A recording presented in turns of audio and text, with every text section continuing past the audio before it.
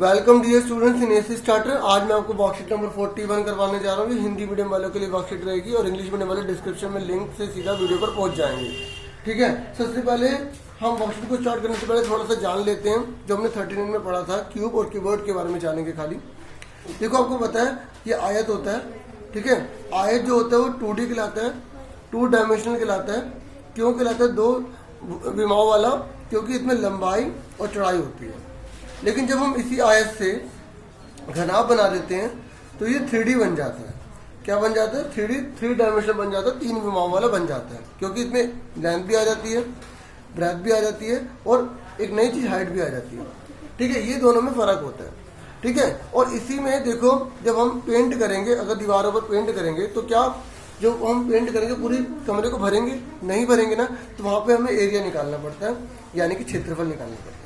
क्योंकि बहुत से बच्चों को कंफ्यूजन होती है कि कहाँ क्षेत्रफल निकालना है, कहाँ आयतन निकालना है। जहाँ बच्चों भरने की बात आती है, जहाँ क्षमता की बात आती है, ठीक है, वहां पर हमें वॉल्यूम निकालना पड़ता है, आयतन निकालना पड़ता है। ठीक है, अब देखो, अगर मुझे मैंने एक गोदाम बनाया, उसमें मैंने गेहूं भरना है, तो मैं वो वॉल्यूम निकालूंगा क्योंकि मुझे पूरा भरना है। क्या मैं गेहूं को दीवारों पर चिपकाऊंगा और बाकी पूरा कमरा खाली छोड़ दूंगा? अगर चिपकाने वाली बात आएगी ना, तो एरिया निकालेंगे। अगर आपसे पूछा जाए कि पेंट करना है तो आप क्या करोगे? आप एरिया निकालोगे। अगर मुझे एक दीवार बनानी है तो मुझे क्या करना होगा? मतलब एक पूरे कमरे को बनाना है तो मुझे दीवार में अगर ईंटें लगानी है तो मुझे वहाँ एरिया निकालना पड़ेगा ना। अगर मैं पूरे कमरे को ईंटों से भर दूंगा तो रहूंगा कहाँ?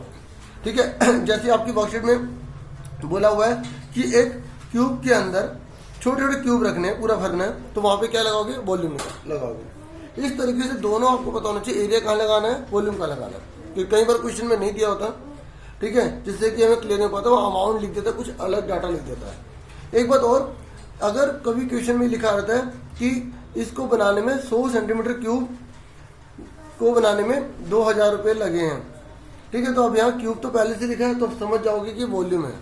ठीक है, इस तरीके से उन्होंने बोला कि अगर 1 मीटर क्यूब के 100 रुपये 5 रुपये, तो वो क्यूब आ गया ना, तो वो तो मतलब वॉल्यूम है।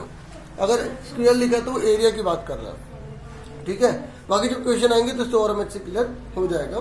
इस तरीके से मैंने आपको कीबोर्ड के बारे में बता दिया। ऐसी क्यूब जो है ना, क्यूब वो बना है स्क्वायर से, मतलब वर्ग से बना है। ठीक है, और ये भी 3D कहलाएगा। क्यों? क्योंकि इसमें देखो 3 साइड है, ये भी साइड है, ये भी साइड है और ये भी साइड है, क्योंकि इसमें सब समान होता है, इसलिए उसको एज साइड कह देते, भुजाएं कह देते हैं। ठीक है, तो ये किससे बना है? वर्ग से बना है। किससे बना है बच्चों? वर्ग से बना है। वर्ग से क्या बनता है? घन बनता है। और आयत से क्या बनता है? कीबोर्ड बनता है। ये 2D कहलाता है, 2 विमाओं वाला कहलाता है, और ये 3 विमाओं वाला कहलाता है। अब फटाफट वर्कशीट के क्वेश्चन कर लेते हैं। केवल 2 ही क्वेश्चन पूछे गए हैं, ज्यादा नहीं है। तो हमें क्वेश्चन में दे रखे कमरे की लंबाई, चौड़ाई, ऊंचाई दे रखी है 5, 4 और 3 मीटर। कमरे का आयतन निकालना है। तो जो चीज दी उसी के अकॉर्डिंग करेंगे। ठीक है, आप समझ गए इसमें 3 चीजें हैं, तो क्या हुआ? कीबोर्ड हो गया, घनाभ हो गया। तो कमरे की लंबाई लिखिए पहले, L कितना दे रखा है हमें? L मान लिया लंबाई को 5 मीटर दे रखा है। फिर कमरे की चौड़ाई लिखिए। आप यहाँ पे घनाभाकर कमरे की लंबाई भी लिख सकते हैं। ठीक है, ये तो इतना सफिशिएंट है। फिर कमरे की ऊंचाई 3 मीटर। अब निकाल लीजिए कमरे का आयतन। तो ये घनाभ है, तो आयतन का फॉर्मूला क्या होता है इसका? L × B × H। ठीक है, तो इस तरीके से L कितना दे रखा हमें? 5, 4 और ये 3, तो 5 × 20 कितना हो गया? 60। ठीक है, अगर हम कीबोर्ड की बात करते हैं, ठीक है, तो इसके आयतन का फॉर्मूला होता है L × B × H। अगर हम क्यूब की बात करते हैं, क्योंकि तीनों सेम हो गए, तो L की जगह भी A लिख दिया, B की जगह भी A और H की जगह भी A। ठीक है, तो इसलिए LBH लगाया 60, और ये क्या? मीटर क्यूब आ गया, मीटर क्यूब। आप इसकी जगह 60 घन मीटर भी लिख सकते हैं। ठीक है, दोनों मत नोट कर देना, एक ही नोट करना होता है। जो भी आप तरीका लिखना चाहो उससे लिख सकते हो। इस तरीके से हमारा पहला आंसर आ गया। अब फटाफट हम जो है दूसरा क्वेश्चन कर लेते हैं। यहाँ पे घनाकार बोला है। घनाकार मतलब होता है वो क्यूब की शेप में है। कैसी शेप में है? वो क्यूब की शेप में है। तो फटाफट हम बना लेते हैं। इस तरीके से 10 सेंटीमीटर इसकी लंबाई दे रखी है। अगर ये 10 है तो ये भी 10 हुआ, ठीक है, और ये भी 10 हुआ।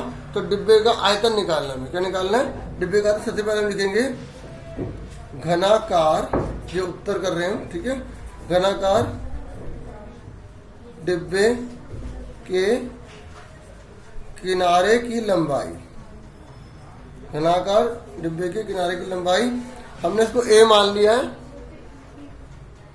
तो कितना आ गया? 10 सेंटीमीटर हमें दे रखा है, ठीक है। तो हमें क्या निकालना है? आयतन निकालना है। तो फटाफट हम लिखेंगे घनाकार डिब्बे का आयतन।